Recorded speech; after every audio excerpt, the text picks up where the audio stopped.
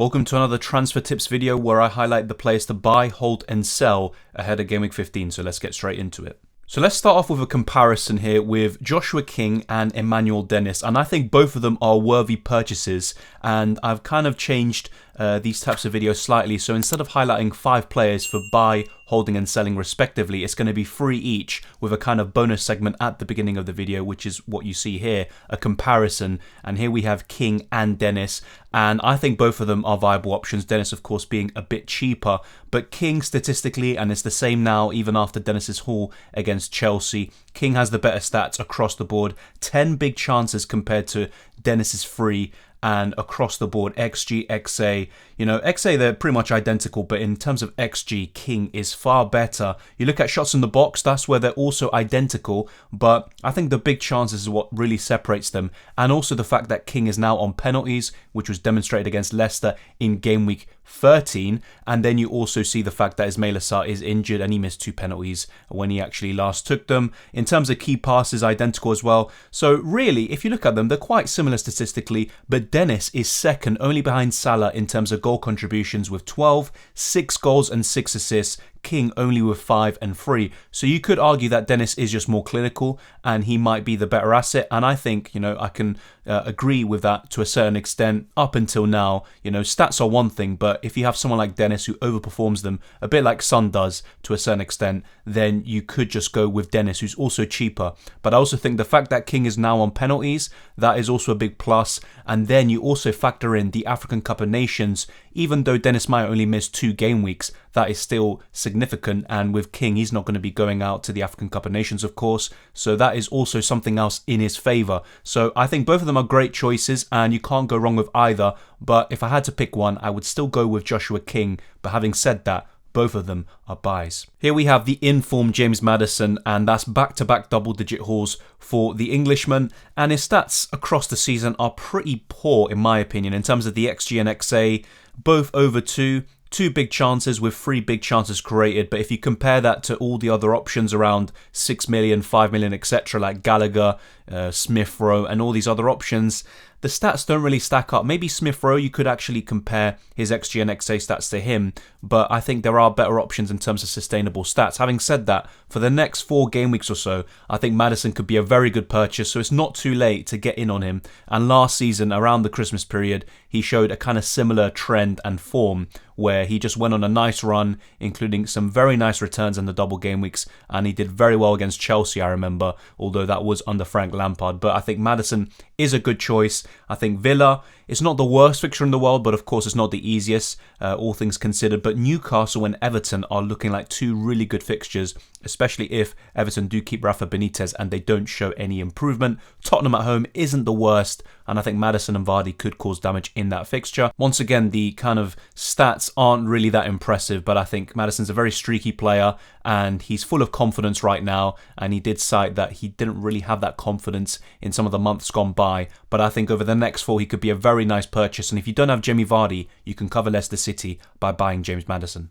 Although he's a little bit more expensive, Bernardo Silva is probably just a much better option long term than James Maddison. So if I had to pick and I had enough money, I would definitely go for Bernardo Silva. Another one is Ilkay Gundogan. Let's see if he recovers from the knock he has. But Bernardo Silva has just been having an incredible season. It's reminding me of the 2018-19 season where he was arguably the best player in the Premier League and should have won the Premier League award for the best player. But of course, Van Dijk had that stellar season, so it's always going to be tough for him. But Bernardo Silva on his day is just one of the best players in the league, and right now I have to say he's probably up there with Salah as the best, and his stats are pretty decent. And you look at his XG, 4.1, that's very good for Bernardo Silva standards, because typically he's pulling the strings and not getting the chances and the goals, but this season he's doing it. 15 shots in the box, 16 shots overall and 11 on target. So for example, if you compare it to James Maddison, the volume is lower, but I think the quality of chances for Bernardo Silva is significantly better. 7 big chances, and he has created 3 himself,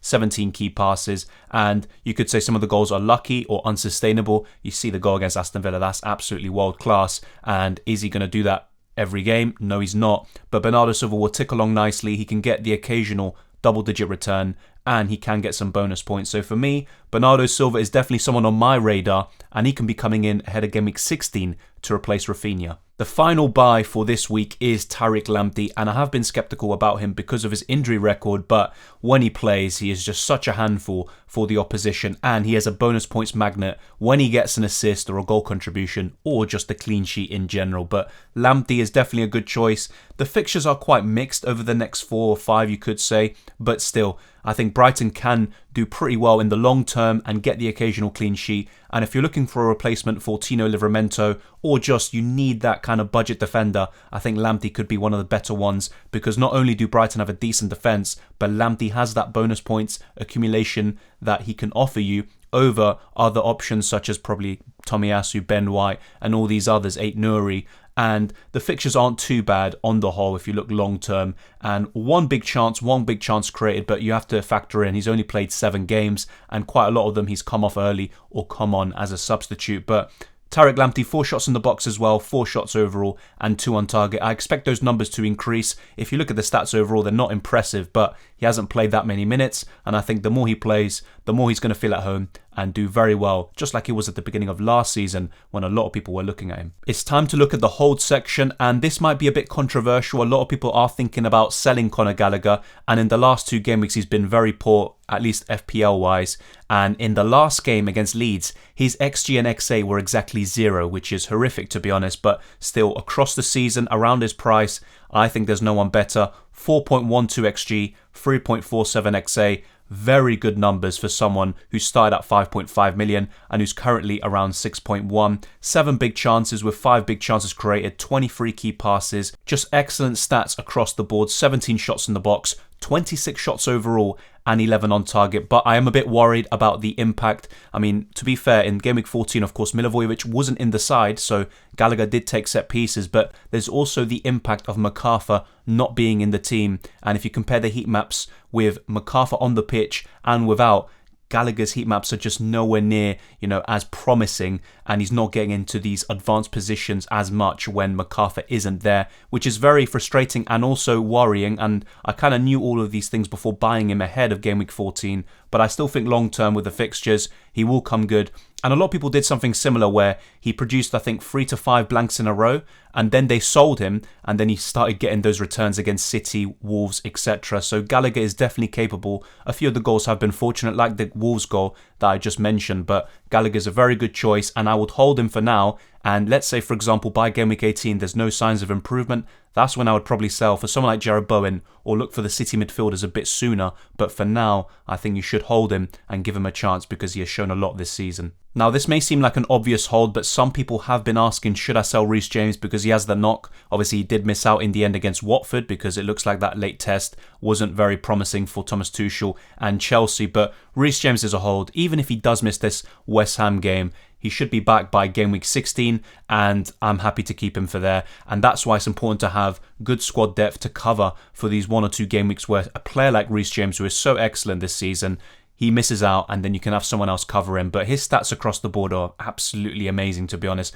4 goals and 4 assists in 10 appearances for a right back or right wing back is still very impressive. 15 shots overall, 5 on target, 10 shots in the box, and the XG and XA figures are pretty decent, to be fair, for a defender. 2 big chances himself and 3 big chances created. Just excellent stats across the board. And the fixtures aren't the greatest for Chelsea over, you could say, the next 10 to 15 game weeks, but Chelsea are fixture proof and Reece James can do well against anyone, especially those kind of weaker teams defensively where he could cause some serious damage. So let's wait and see what the injury news is. Of course, if he is out for a long time, that's when I would say sell. But for now, assuming that he's only going to miss 1 game week at the most, I would probably just keep Reece James, and I think he's just a worthy addition to your squad. And when he's fully fit and you don't have him already, I would definitely recommend buying him. I have to say, probably all of the holds this week are a bit controversial. A lot of people would be looking to sell Gallagher. A few would be looking to sell Reece James and also Mikel Antonio. But for me, he is still a hold. But of course, 4 blanks in a row. He got a 1 point against Brighton.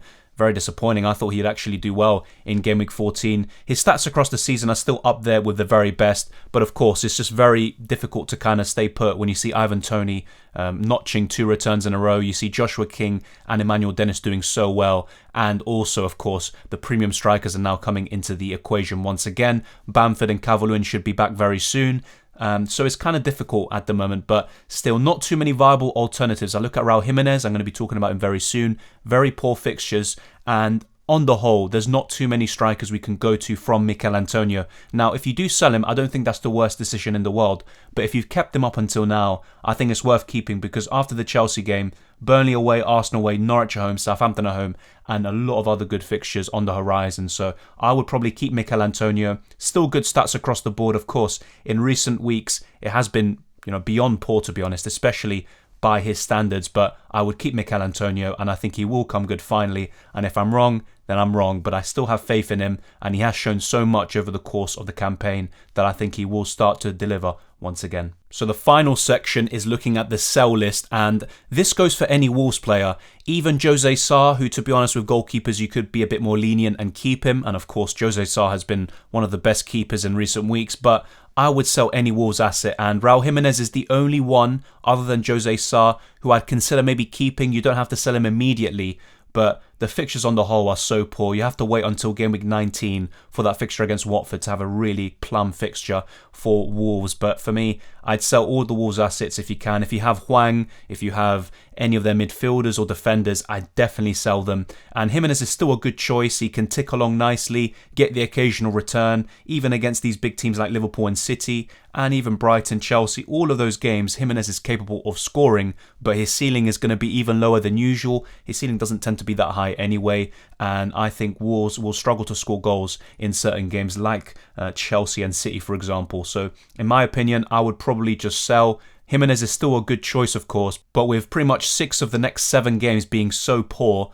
I would probably look to sell Jimenez. You could argue that Brighton isn't the worst fixture in the world, and it isn't, but still, there's too many tough fixtures in there to justify Jimenez's inclusion in your squad. So if you have him, I would be looking to sell in the coming weeks, whether it's now in Game Week 15 or in Game Week 16, 17 or 18. This may seem a little odd because someone like Smith Rowe, for example, I think he's a hold, and if you don't have him already, you could buy Smith Rowe ahead of Game Week 16. But with Bukayo Saka, a fantastic performance against Newcastle, and that's the kind of best of Bukayo Saka when he kind of grabs the game by the scruff of the neck. But do I think as an FPL asset he is the best around his price? Ultimately, I don't think so. And you look at Jarrod Bowen, who's now going to have some very good fixtures from Game Week 16 onwards. You look at Cornet, although I'm not maybe too sure about him because of the underlying stats. There's also Conor Gallagher. Once he comes good again, I think he could be a fantastic choice as well. Then you look at Smith Rowe, who I think just offers better value for money. He's cheaper, getting more points. And in terms of the underlying numbers, I mean, quite similar to be fair, but I think Smith Rowe will continue to do well. And Smith Rowe has been unlucky at times not to actually get those returns, like against, for example, Newcastle. And then, for example, you look at the 7 million midfielders like Gundogan when he's fit, Phil Foden around 8 million, and of course Bernardo Silva, who's looking so good at the moment, and Rafinha, who once the kind of tough fixtures clear up, he's another one who's better than Saka, in my humble opinion. But of course, Saka is still a decent choice. You don't have to sell him, and the fixtures are pretty good in the long term going into January. But I would rather have one of the other options that I just discussed, especially Gallagher, Smith Rowe, and Bowen around the same price. So ultimately, what I would do is sell Bukayo Saka, despite the fact they can still tick along nicely in certain game weeks. But I just think there's better options that offer better value elsewhere. The final player to feature in this week's video is Leandro Trossard, and of course he's been doing very well in recent weeks, and I even actually had him, I believe, in the buy section of one of my recent transfer tips videos before he started hauling, but I think the boat has sailed and there are still some decent fixtures in between, but on the whole, from an offensive perspective, I'm not really too keen on Brighton. They just don't translate that XG into the goals. They miss so many clear-cut chances, and Trossard now has Maupay back into the mix, and Maupay misses some sitters as well, despite the amazing goal he scored against West Ham, of course. But with Trossard, he was doing pretty well as the false nine, but if you look at the stats across the season, they're pretty decent in terms of the underlying numbers. 3.51 XG, 2.52 XA, only 3 goals and 1 assist in 14 appearances, 38 shots overall. That is just a lot of shots, of course, with 14 of them being on target, 22 shots in the box. So if you actually look at it, those stats are very impressive, the kind of shots volume. But then you look at the big chances, only 2, and 2 big chances created. And Trossard is still a decent option, and he's not that bad. But once again, you look at those options around 7 million, 6 million, and I think they just offer you better value. So I would probably look to sell Trossard, despite the fact that he has been doing very well in recent weeks. But I think his time has come,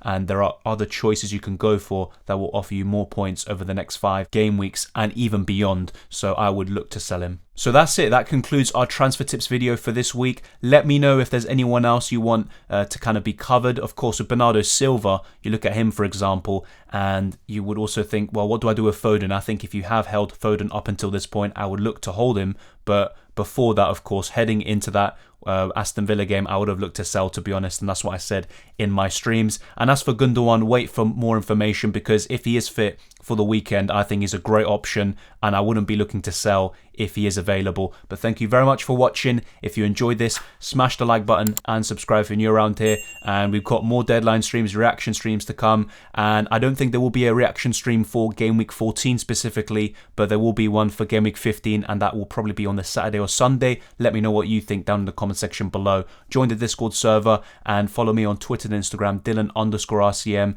and all the links are in the description below. So very much appreciate all the support. Thank you to all the channel members and to everyone who has sent in super chats and has subscribed. We reached 8,000 subscribers the other day. Very massively appreciated, and good luck with Game Week 14 and Game Week 15, of course, which is what we're focusing on in this video, and I'll see you next time.